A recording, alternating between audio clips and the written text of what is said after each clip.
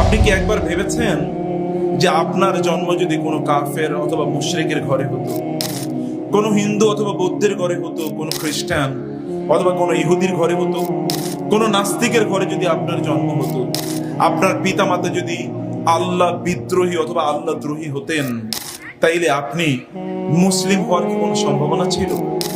কোনো সম্ভাবনা ছিল না। কারণ আপনি তো দিন পড়েননি, দিন বুঝেননি, আল্লাহ সম্পর্কে আপনি কোনো জ্ঞানই অর্জন করেন নাই। আল্লাহকে দেওয়ার মতো কোনো জ্ঞান, আল্লাহ সুবহানাহু ওয়া তাআলাকে বোঝার মতো কোনো জ্ঞান আপনার নাই, আল্লাহকে দেওয়ার মতো কোনো সময়ও আপনার হাতে নাই। আপনি কেবলমাত্র ব্যস্ত এই দুনিয়ার বিভিন্ন জিনিস নিয়ে।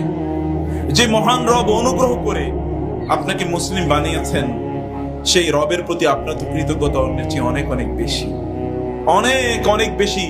সে রবের প্রতি আপনার কৃতজ্ঞতা হওয়া দরকার। আলহামদুলিল্লাহ।